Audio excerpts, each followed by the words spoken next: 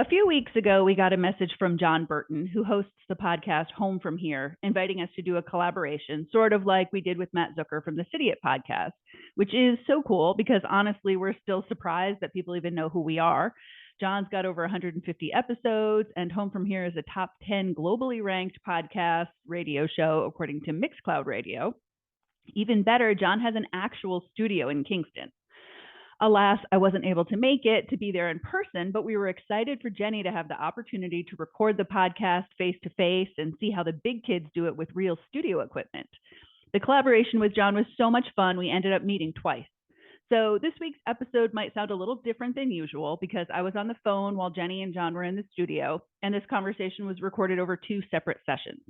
We're still learning how to be podcasters and trying to bring you the best quality content in every episode, but thanks to the generosity of people like John Burton and Matt Zucker, we're learning from some of the best. We hope you enjoy our chat with John, and forgive my phone audio. And when you're done here, there's much more over on homefromhereshow.com.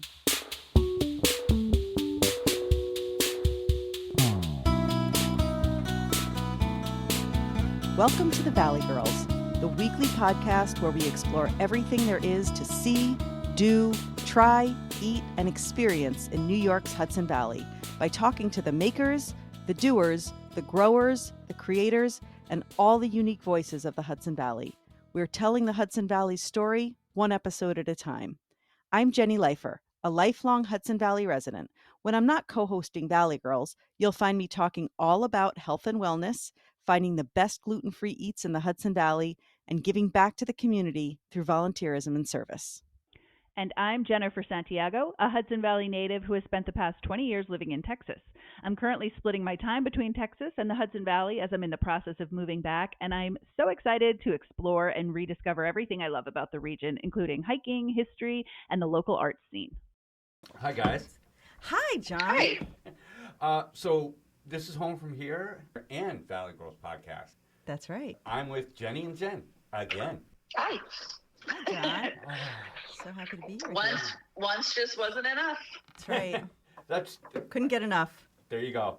How you guys been? It's been like a week, right? It's been like a week. Yeah, And exactly. how you guys been? Good. Good? Things are good? Yeah, things are good. Things are good. So we had, our chat a few weeks Yep. ago before this, and when we had that get to know each other chat, you talked about your vision for making this region, the Hudson Valley, a podcasting hub of Yep. sorts. And we have been so obsessed with that idea ever since then, and just that cool. idea of not only a podcasting hub, but what I was really taken with was your idea of collaborating, this idea of camaraderie, so that it's not that we ever felt like a competitive spirit at all, but a lot of people think like, oh, so who are your competitors in the area? What Right. other regional podcasts are there? Because there's a few. I mean, I wouldn't say there's tons, but there are quite a few excellent regional podcasts around here. We had a crossover event with Matt Zucker from Right. City It. Yep. And then, of course, there's this, and we actually just met. It's not necessarily a podcast crossover, but we just met with Jordan Koshai from Connect HV. And so we're really doing a lot of collaboration, which we love.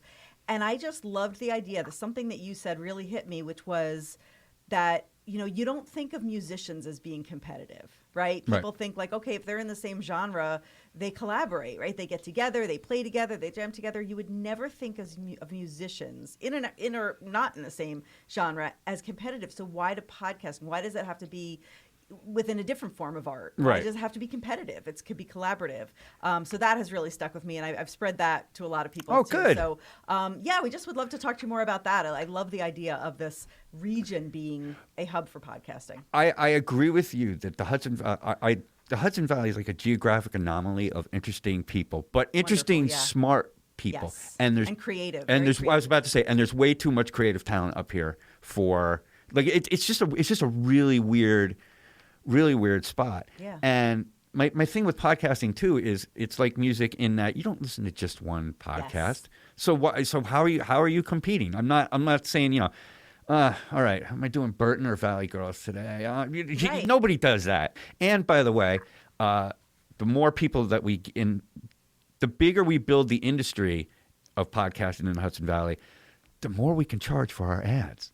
So we're economically incentivized to do it. We're spiritually incentivized. It's just We're helping all of us. Rising tide lifts all boats. That's been such a theme. So many. Jen had mentioned that in an episode. Jordan just said that again last week. So I have an existential question for you about podcasting. Sure. When we chatted, you mentioned something like, podcasts are not the same as radio. Correct. And that feels correct. But how do you think podcasts differ from something like an NPR show or a Sirius XM radio talk show? And how is that good? And just what's the potential for podcasting? I mean, podcasts have been around for a while now. They show no sign of slowing down in popularity. So just what is the essence of a podcast, and where are we going with this medium? I'll start with the differences. The differences first are time. Like there's no, I don't have specific, you don't have specific commercial blocks where I got to cut you off to get a commercial in. I don't have to cut you off to get the weather in. I don't have to cut you off to get local news in. So there's time. But to me, the biggest difference is people who do their podcasts are their own boss, which lets them be so much more authentic. Do you guys know who Connor Walsh is? I know that name. He works at Town Square Media, and he has a radio show there, and he's also a musician. And I had him in here when we were talking about that, and he, Town Square Media is a big company, national company, and he's like, I love sitting in this room. I can say whatever I want. And I'm like, you can say whatever the you want. Yeah. And so podcasting as a genre lets you're not governed by corporate, so you can do more truth telling if that's what you choose to do, but you can also be more authentic, because in radio it's formulaic, right? So in radio you need your crazy morning guy, you need your afternoon not quite as crazy guy, and then you need somebody at night that talks softly because people are going to bed. Better to just be yourself, and I think people respond more to authenticity than they do to a formula. Yeah, less structure, right? It could be whatever. There's no set. Yeah, like you want to sing right now, you can. Yeah. Do you want to? I'm good. Okay. You don't want to hear me sing. I'd love to. I've always wanted to. But you don't want me to. Yeah. I've always wanted to be a singer, but. So what I actually think, once Wi-Fi gets in your car, I think radio's done. Yeah. Like I don't see it. You don't. Radio used to be. You used to get the weather, and now I got my phone. Used to get the news, now I got my phone, and I'll tell you a story. So I did this thing called the Lifted Project, and this radio station. It's a song and a video, and so this radio station was going to play it. So they said sometime between like the 8 and 9 o'clock in the morning hour. So it's my song I'm listening for, right? Dude, I made it about 12 minutes, and every 6 minutes. What's the traffic look like, Jenny? And I'm like, and here's the weather. I'm like, you just gave me the weather 4 minutes ago. I couldn't do it. So I just don't see people tolerating that when there's this available. The problem, the advantage that radio has is radio has a commercial side to it that we don't. Correct. Podcasters get into it because it's fun and you get the joke and blah, blah. But they don't think from a business perspective. That has to change. Because otherwise, what's going to happen to us is what happened to local musicians, which is where they never got into it for the money, and now they can't pull money because somebody else will play for $75. So why am I hiring you for $7,500? So we do need to organize from a commercial standpoint, not advertising, but from a commercial, just figuring out how this makes money. And do what radio stations do. You have rates. All your rates are the same. Nobody's undercutting anybody. And 100% agree. I could not agree build more. the business that way. Yeah, the business side of it is the trickier side of it. Yeah. Because we all do it because we love it, whether we're making money, losing money, whatever it is. Right. But obviously to do it, like you're doing it as a full-time job. I mean, Jen and I are not doing it as a fulltime job, although sometimes it feels like that. Right. But the same hours as a full-time job. Yeah, exactly. And we just enjoy doing it. But the commercial side of it is, the business side of it is the tricky part that I feel like we do need to, narrow down. But you mentioned the Lifted Project, and I'm glad you did because that was something that we wanted to talk to you about. So for Valley Girl listeners who may not know you or just getting to know you for the first time, could you talk a little bit about the Lifted Project? What is it? How did you get started? And are you going to do it again? Yes, I can. So the Lifted Project is, so my wife had cancer, and now you made me cry. So my wife has cancer, and she goes through this amazing alternative physical recovery. She couldn't do rehab. The treatment was horrible. She couldn't do rehab, and she was left depressed and literally couldn't walk, was just shuffling. And we have a friend who's a trainer, brought my wife into the gym.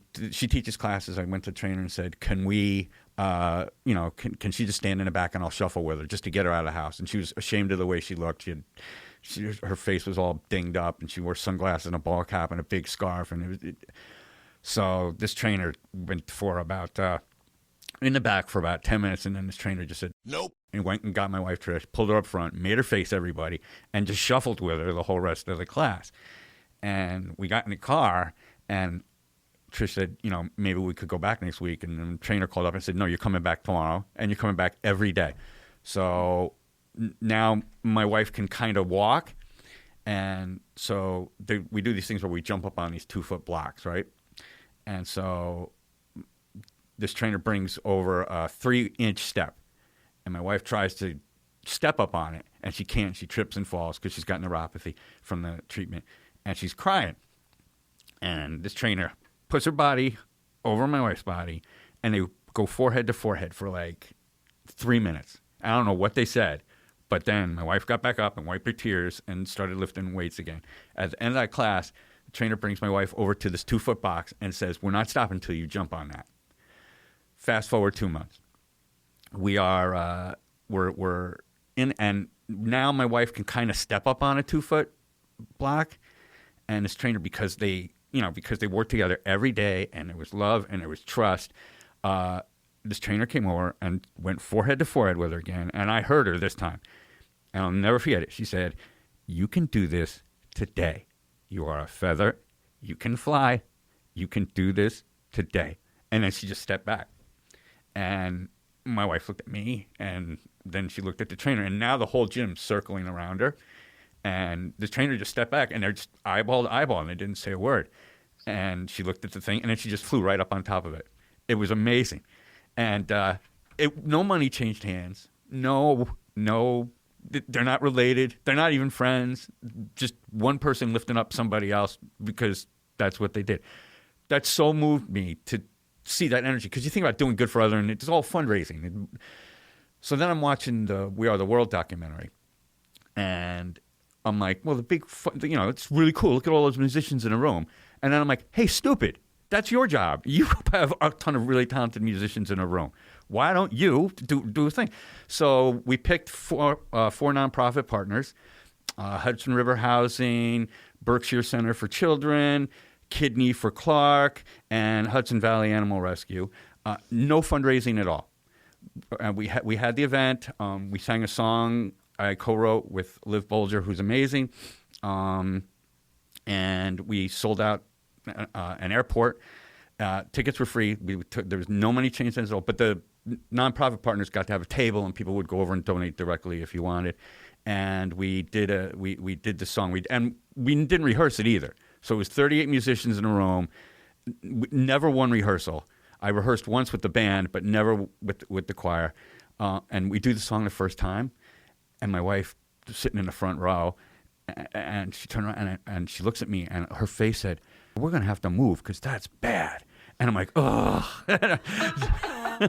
So, but we did it like 4 more times, and then we took a break, and then we did it, and there's 2 versions of it. The short one, the radio version's out right now. The extended version's out, but the video's not out yet, and we're also doing a documentary about it. And we are doing it again next year, and you guys can come broadcast from it, come tape at it.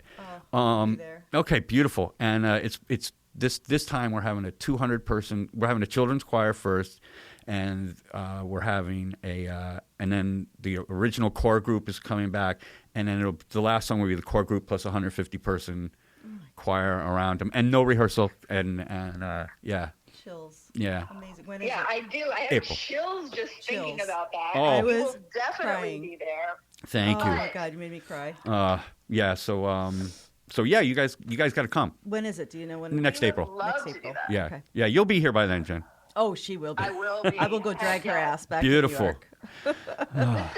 So that's an interesting part of your creative process, because when we did our getting to know you call a few weeks ago, you also said, I just jump in. I just have people come to my studio and I just start recording and we just start talking.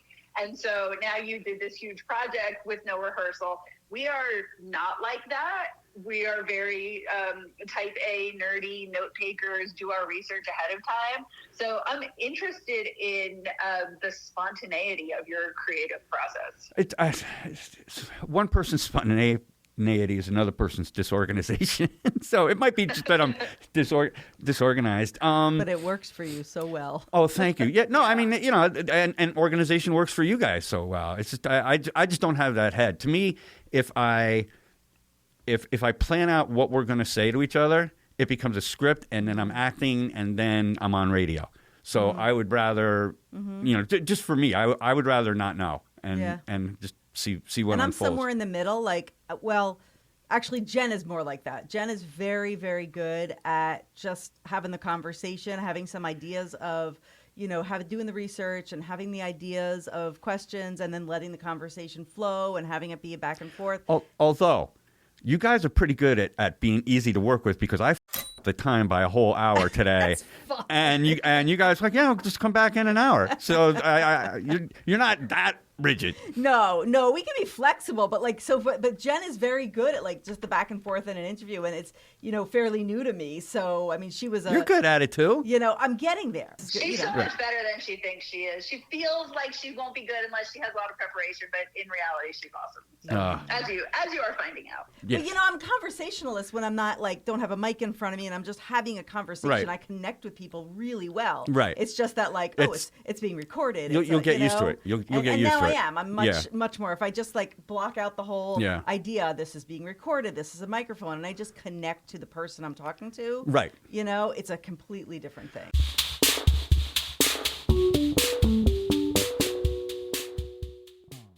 So I had a question for you guys. Yes. How do you pick guests? We've been asked that. Jen, I'll let you take this one. We just look for people who have cool stories. Honestly, we have a few dream guests that we have, in our back pocket. I think I told you, Hillary Burton Morgan, and obviously Woodstock's own Neil Gaiman. I would faint. I probably wouldn't even be able to talk to him. But other than that, we just, in the course of chatting with people or trolling around Instagram or on the Connect HV Slack, people will just say hey, I'm working on this project and I'm looking for a so-and-so. And then I'm like, that sounds like a cool story. So we just get our inspiration all over the place, really. Just anybody, we come across somebody who's doing something cool and we're like, we can talk about that. That sounds awesome. Are there subjects you won't do? We try to stay away from, we definitely have strong sociopolitical views, but we try to stay away from that on the show just because it's so divisive. Mm-hmm. And this is really more about bringing people together and connecting people as opposed to pulling people apart. So we really that's the one thing we try to stay away from is anything too political. In our personal lives, we'll get into that as that we feel very strongly about that and standing up for what we believe in. But on the show, we try to stay away from that. The things that we talk about on the show in terms of the stories of the Hudson Valley and the experiences you can have and the beautiful things to see, it doesn't have to be political. That stuff doesn't have to be. These are just experiences these are human experiences. These are not political experiences. And as much as they play a huge part in our personal lives, with things that we believe in, when you're just talking about the day-to-day, experiencing life, getting out there, enjoying the scenery, enjoying things to do around here, hearing people's stories, not everything has to be so political. So we don't want to alienate people who would otherwise listen, by talking about that stuff. I just feel like there are shows that do that and people who are much more knowledgeable about those topics than I am. And that's just not what we're trying to do at all. So we stay away from it, not because we're being cowards or we don't want to engage in the discourse. It's just that's not what we're good at. We're good at talking to people about the lovely things that they're doing in the Hudson Valley. We also, like you, really love focusing on creativity and people who are making and doing things. And, we want ours to be a show for everybody, people who are discovering the region, people who are rediscovering it, people who've lived here their whole lives, but are like, I don't get out much beyond my little town. So maybe I should broaden my horizons and go check out some of these things. So, there are so many podcasts about everything you can think of, and other people can do that kind of stuff better than we can. So we will leave that to them. Right. There's a town. Do you guys know Mount Remy? Yeah. Mm-hmm. I had time this morning, so I just drove through it. The place is gorgeous. Yeah, it's beautiful there. Wait, and there's like a marina there, and yes, yeah, because it's right along the creek there. Right, it runs right. into the there's river. Like a kayak rental place, and yeah, it's really nice. And so I discovered it like 2 weeks ago when I discovered this little egg stand.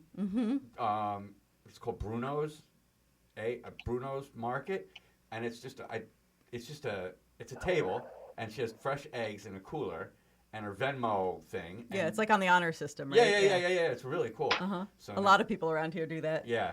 There was a place that we used to get honey from. It was the same thing. It was like this woman's back porch. I don't know if she still does it. And it's just like literally you have to know about it. And you just walk up on her back porch and she's got like a table with all of her honey. Yep. And like it was before Venmo. And it was just like a basket. And it's like, leave cash here and just take your honey. It's so cool. And it worked. So what about you for your dream guest? Do you have a dream guest that you haven't had on yet? I'm having one of my dream guests on. Stop. John Butler's coming. Oh, I'm just kidding. No, I'm just kidding. I thought you meant us. Oh, yeah. Well, obviously. I need coffee. That one flew right over me. And I'm usually right there. We're so flattered. Thank you. So present company not included. So John Butler is like my favorite guitar player of all time. He's do you know him? Yeah, I know of him. Okay, he's insane. He's coming on. Wow. So I'm excited. I would love to get James Taylor on. Oh my God. Because James. Yeah, I would love that for you. I'll be co-host that day. Sure. I've reached out. So you never know. You don't know till you reach out. Yeah. I had Marshall Crenshaw on. Wow. Who's really, Marshall Crenshaw gave my music the best review it ever got. So he's on it. He's on the show, right? And he goes, and he's playing his songs, and I go, all right, Marshall, play another. He goes, no, you play. I'm like, don't make me play for you. And he's like, no, you play. And I'm like, because I didn't want to play for him. So, but it's a show, so I do it. And I get done, I look at him, he goes, John, my bullshit detector did not go off. And I'm like, okay, that's a review. When I do release the album, that's gonna be the liner note right there. Yep. So I'd like to have James Taylor. I'd like to have Barack Obama. I'd like to have Bill Burr. I think Bill Burr's hilarious. I love Bill Burr. I'd love to have Bill Burr. He's a great actor too, not just comedian. Yeah. I'd like to have Joe Rogan because this is not politics. The art of podcasting. Right. I don't think there's anybody that does it any better than he does. And so I would love to, I would love to be able to get him on and just talk to, and he'll just say, it's just what I do. It's just what I'm interested in. But, I got a gazillion dream guests. And my show's because your show is very Hudson Valley focused. My show's in this weird spot where it's like 50% Hudson Valley focused and then 50% general interest everywhere. So, I would love to get those guys. And you also talk about, I want to ask you another question. You talk about, you say that your show explores the transformative potential of creativity and the resilience of the human spirit. I love that, by the way. That does sound good when you say it. It sounds amazing. Those two things are in reality inseparable, but our hyper productive, always online selves don't always leave much room for either creativity or the spirit. So you have the opportunity to talk to so many talented people that for whom art and creativity are a way of life, really. What about the rest of us? I mean, I'm not saying that we're not creative. Obviously, we have taken up this creative art form of podcasting. Yeah. We are creative in our own way. But if we don't have, say, the talent or the luxury of being full-time musicians or writers or visual artists, something like that, how do we make room? How does the average person make room for the creativity in everyday life, or nurture that side of our spirit? two things you got to do. First, you got to find out what you make. Everybody makes something. Maybe it's dinner. Everybody makes something. Maybe it's I don't know. Maybe you have a hyper organized closet. But observe yourself and find out what you're making. Mm. And then, like exercise, just make sure you do it every day. Because people think creativity has to be art. It doesn't. You can create anything. You can create a table. You can create a whatever. And everybody is creative. Everybody makes something. You just have to figure out what it is that you make. And that's why one of my objections to our educational system is that we don't teach that. There's the creative kids who are in band and choir and theater. And then there's the other subsection of that, kids who can draw and paint. Mm-hmm. And the rest get labeled as, better go get a desk job. Right. Academics, right? Yeah. But which I'm clearly not one of. But everybody makes something. Mm. Maybe you make a better life for your kid, and that's your creation. Mm. Maybe you whatever. That's beautiful. It is. Mm-hmm. Everybody does something. So observe yourself, find out what you're making, and then just make sure you do it every day. And it doesn't have to. That's such a great way to think about it, because also what makes me sad is that I feel like capitalism has conditioned us to feel like there has to be an end product of the creativity. I have to be able to monetize it on Instagram or have an Etsy shop, or it has to be for some end other than creativity unto itself. And I always rail against the idea that you can't do a creative thing unless you're good at it. I think it takes a lot of courage to do a creative thing that you're not especially good at, and you're not going to go sell it at a farmer's market or, make a TikTok channel about it. So I don't know. Do you see that too, that people feel like their creativity is not valid unless it's monetizable or commercial success in some way? All the time, and especially on this show where you get musicians in who are as talented as anybody, and not financially successful, because in the arts, talking about the arts specifically, but it's probably true of almost everything in life. How good you are has very, very little to do with how financially successful you are. There are so many talented musicians in the Hudson Valley who are as talented as pick a name, but they can't make a living at it around here. That's a great analogy, yeah. Because how good you are has nothing to do with how successful you are.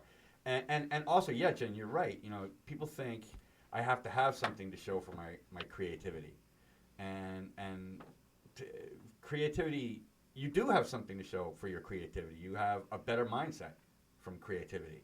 You have, what you have also whatever it is you made. Better life for my daughter. Now she's got a better life. So you do have something to show, but yeah, I the monetization of creativity, especially music and art, just make me nuts. There's this great kids book, and I have to remember the name of it, about an idea. What do you do with an idea? It's such a great book, a great book, and it really starts with it's basically starts from nothing. Like there's nothing there, and then all of a sudden there's like a little spark, and then there's it, and the illustrations in it are absolutely gorgeous. But as it kind of snowballs and as it moves on along the book, that's a great idea for a children's book. Oh, it's such a cool book. Yeah. And then of course in the end, and there's not much color in the beginning, and then by the end there's all these gorgeous colors, and there's swirls, and the illustration just really kind of brings the story along. But I think it's really the same thing with sort of creativity, and that's the same thing with the idea, is that you can really start from nothing. Mm-hmm. You have nothing to start from, and then it's just that creative spark. Right. Not thinking of it as a creative spark, right? Just thinking of it as you literally make something from nothing. Like you said, even if it's just organizing your closet. Yeah. I remember I always said the same thing. I love art. I love music. I love all of that. I am not that talented in any of the above. I don't have the best voice. I have people in my family, my daughter. I have a great-grandfather who was in the Metropolitan Opera. I mean, I have wonderful singers in my family. Not so much me. You don't want to hear me sing. I played music. I played piano. I played, I played music, but I don't have the voice. But either does Bob Dylan, and he made a living. So that's fair. That's fair. But then same thing. I love art. I enjoy, doodling and things like that, but I am by no means an artist at all. Love that stuff. I always wanted to be. But then I remember I was talking to somebody years ago. It was like, I don't think they were giving me a reading, but they do like, astrological readings and, tarot card and all of this. And they said, oh, you're definitely creative. Like, I can sense that from you. You're very creative. And I said, I've always wanted to be a creative, person, but Right. I'm not. I want to be. I'm not. And they said, you create with your hands. And I was like, no, this one's way off. Like, I definitely not. I said, I don't sculpt. What do I create with my hands? And I walked away and I thought about it later on. At the time in my life, I was a massage therapist. Oh, there you have it. And I was like, every massage is different. I don't go by a textbook. Okay, first you do this, then you do this, Right. then you do this, right? Every massage is created for that person, what And their the needs product are. is healing. You create healing. Right. So it was just a different way of thinking about Sure. it. And that just came to me as we're talking about this, that interaction I had. But it really took me a while after I walked away and I said, create with my hand. And I'm thinking, Right. I was like, duh, I work with my hands. That's what I do, so. So But maybe- that's the mindset, is we don't really have permission to think about it that Right. way. John, like you said, the school system, it's like either you're one of the artsy kids or Right. you're one of the kids who's going to go do, a blue collar trade, or you're one of the kids who's on the AP class track. And we just don't have the permission to think about the ways that everything we do is creative and that you can be creative for creativity's sake. And, we have no opportunity to play beyond like third or fourth grade. Then you already have to be choosing your concentration for what you want to do in high school. And it's wild. Right. Mm-hmm. And the other thing the education system doesn't allow you a space for is to get good at something that you're not good at. Maybe I Right. started out not being good as an actor. Yeah. So I don't get into play. But if I practice for 5 years, Right. maybe Right. I'm great. But there's no track for that. It's instant meritocracy, which it should not be. Yeah. Because then you get out in the I can only speak to like music and the arts. You get out in that world and there's open mics where you learn to get better, and then there's and then you play for free a couple times at gigs that people don't expect people to show up at, so that you can keep getting better. But I want to ask you guys. You guys are making this show now, right? Yeah. So that's creativity, and you have creative works that are different because they're digital now. They're going to last forever. Do you think? Do you consider that when you're working, and B, can you imagine your great grandchildren listening to you? Wow, I don't know that I ever really thought about that. Like your digital footprint, right? It's your digital legacy. Yeah. This is what it's. It's interesting because I always tell my kids, my daughter's not so much on social media, but my son, he's definitely, especially when he's out there with his boys partying, I'm like, There just you be go. careful what you put out there. Yep. That's there forever. And even if you delete it, people can find it. It's there forever. So it's interesting. I never really thought about that, like whatever we're putting out there. But I think that even without thinking about it as a legacy, even just thinking in the short term, I think that's part of like why we're careful what we're curating in terms of who our guests are, what topics we decide to talk about, because, we don't want to alienate. We don't, not like we want to be so careful as to not offend. Like we're going to be ourselves. We're going to Right. be, we're still going to have our own values. We're not going to tiptoe around our values. Right. That's not that at all. But we want to be inclusive, right? We're not going to shy away from things that we believe in, but we're also want to be inclusive. So I think that we've curated enough to show that. So because we're mindful of that now, I think we can be proud of later on down the road what our legacy will be. But it's interesting because I hadn't really thought about that. Like, oh my gosh, that's like my grandkids or whoever is going to be listening, be like, I don't know. Jen, have you thought about that? I did not until right now, Yeah. actually. And just this morning, I was scrolling through Instagram and I saw that Steve Irwin, the crocodile hunter's son, posted a picture of Steve Irwin holding him, Robert, when he was a tiny baby. And I was thinking about how little time they had together, but how much that his kids have that whole body of work that he created to go back and watch and really know him. And I don't think that that's something that I have access to for the people in my family that have gone before me. And so my partner lost his mother in 2015, and he has a voicemail from her that he's still saved. And he accidentally played some of it the other day, and it was close to around the date of her passing. And that really struck me as, you know, a bittersweet, obviously, thing to have, but I don't have those things from my grandparents, or, you know, my parents don't have them from their parents. And so it is interesting to think about how everything we're doing is going to last way beyond us now in a way that is kind of unique to our generation, I think. Well, from now on, but the people who have gone before us did not have the ability to leave that stuff behind. Right. And it's funny because I think about that a lot, because I'm older than you guys. So I think about that a lot. And I only have like one rule when I do the show, and that's like, don't do anything you don't want Gramercy, my daughter, to hear like 50 years from now. Yeah. And that's like the only rule I have, because I'm very conscious that this is going to be, you know, what we're doing right now is probably what I'm going to be remembered for. Yeah, so, it's amazing. Yeah. We're going to get into the partner. Is the partner moving here with you? Eventually, hopefully. Let's, do you need some help? He's in Florida. Oh. They're all over and the place. I'm in Texas. And your it's best friend's in complicated. New York. I know, spread out all Exactly. over. All over. I'm all about the long distance. But wait, can we just revisit for a second that your daughter's name is Gramercy? That's awesome. Yeah, I love that name. Wow. So Trish and I go stay in the city. We eat at Gramercy, and we're like, hey, one day, if we ever have a kid, that's a great name to have for the kid. So such a great name. So we're in the hospital, and Trish had a 24-hour delivery thing, and she's out of it, and the nurse comes. And I'm an orphan, right? So at the time, I didn't know I had any blood relatives.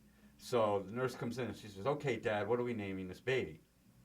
And I said, "I used to drink a lot of wine, so I'm thinking donor." Fell completely flat. I'm like, the nurse had no sense of humor. And then I couldn't remember Gramercy. And I'm like choking, and I'm like, oh, I remember it's a place in the city. We're not naming her Empire State Building. We're not. and then Chrysler. Yeah. And then we found out later Gramercy actually is French for a big thank you. So, yeah, so we were. I love that. Yeah. Our friends, Brian and Robbins, have 4 kids, but they have only one daughter, and their daughter's name is Mercer. Oh, that's a cool name, too. Yeah, Mercer. I feel like that's a spiritual cousin to Gramercy. Yeah, there it is. Yeah, Mercer's a nice name, man. That's pretty cool. Yeah. So, all right. So, Jen, back to the partner. I see she tried to flip that. So, what do we have to do to get the partner up here? It's just a matter of time. We've got, when you live someplace else for decades, you're very entrenched. Yeah. His youngest is only just starting high school.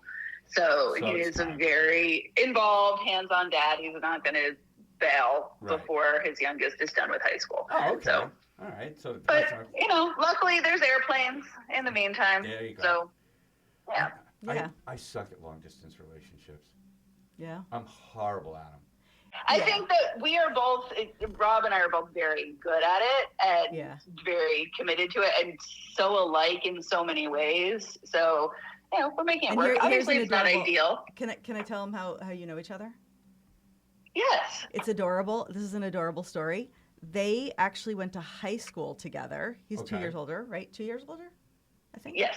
He's 2 years older. They went to high school together, knew each other in high school, and then, went their separate ways. They're just friends, knew each other, not super close. Went their separate ways for years and years, reconnected on Facebook like so many people did, started chatting. Oh, wow. And here they are. That is amazing. Life partners. Well done. So he's from Hyde Park. So he's from, Poughkeepsie, Hyde Park area too. Right, okay. So it's like, this is like natural for him too, is like, I want to go home too. He's a Hudson Valley native too. I had on my first girlfriend from high school. I had her on the show. And, Aww. It was so crazy. So then I thought about having all my exes on the show. That would be a nightmare. And then a nightmare. But my husband is amazing. There we go. Best guy in the world. So you landed the plane. I landed the plane. We're good. Listen, All right. He is the best. He really is the best, but don't tell him I said that. That's not our vibe. But They like to he tease is each a other. really good guy. Too bad he's going to hear this, but that he is the He best. doesn't listen to our podcast. I'm safe. Does. Nobody listens to mine. He's going to listen to John. Yeah. He's going to listen to it. I know we don't have a lot of time left, but we want to ask you a question that we ask all of our guests. Let's do so this. I'm going to ask you. The Valley Girls love food. If Okay. you didn't know this about us already, we love food. If you listen to our show, everybody knows this. We love to cook. We love to eat. We love to think about food, talk about food. So we always ask everyone, what are your go-to places to eat in the Hudson Valley? What are your favorite, go-to places for special occasions, that kind of thing? It could be a bakery, pizza place. What's your favorite pizza place up here? Anything at all. Foster's in Rhinebeck. Nice. Yes. Every Friday night when I was a kid, we went Yes. there. And I had the same thing. And so, here's interesting. So, Foster's in Rhinebeck is my go-to place for anything. It doesn't anytime I'm in Dutchess County, it's Foster's. But I can't play there. They won't hire me to play there. They hired me to play at the Dutchess County Fair for them, but they won't let me play. Not that they won't let me, but they won't ask me. So, guys, get off your ass, man. Come on. Come on, Foster's, get on it. Yeah, no. You want John Burton. Foster's for that. But I see. But I eat weird now. Oh, right. Yeah, that's true. I should have thought more about that question. That's Yeah. right, No, because you have a lot of... I eat weird now, so but I cheat when I go to Foster's. Yeah. Yeah. 'Cause Have you Do found... they still have the ice cream cake roll? That was my jam when I was a kid. I don't cheat that bad. Well, tell Gramercy to find out for me next time you go. You got it. So actually, that's a good follow-up question then. Have you found anywhere that you can eat in the Hudson Valley, that you don't have to cheat, that will suit your needs? I know there are places, but I haven't found any. But No. I like what? The egg stand.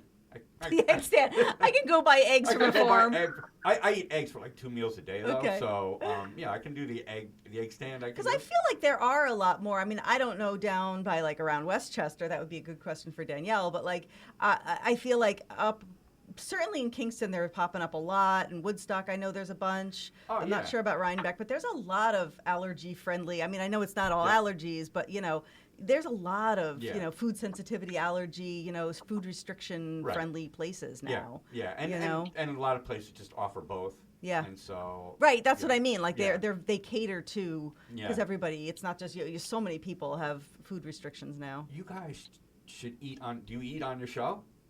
Well, You haven't. We haven't. I know. 'Cause I've listened. But would that be some like as a tradition, like just We should. always have food when you're.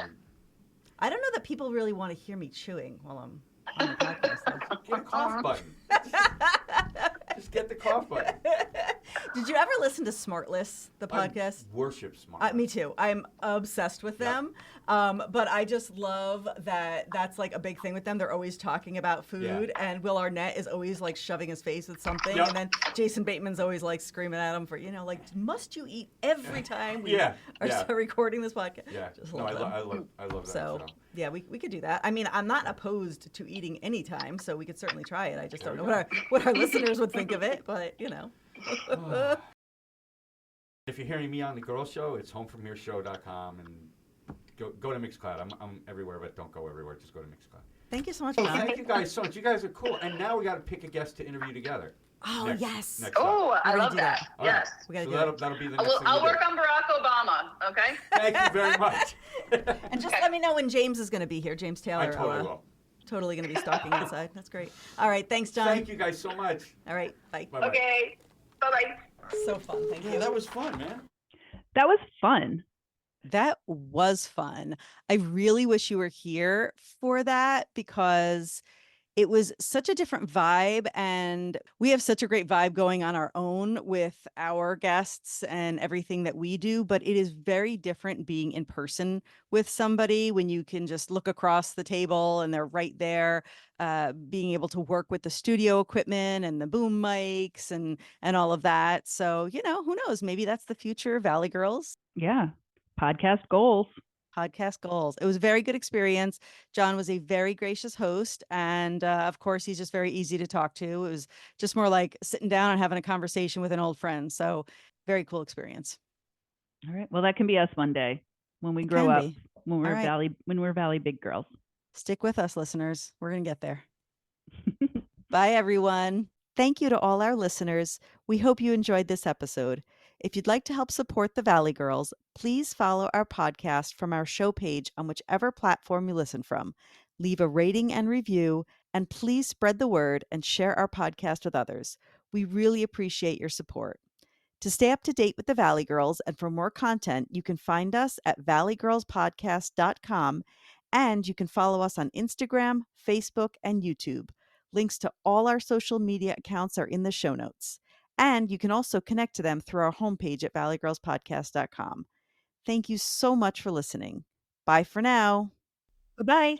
The music for this episode is by Robert Burke Warren, entitled Painting a Vast Blue Sky, and can be found on his album Redheaded Friend, available on iTunes and Spotify, and at the link in the show notes.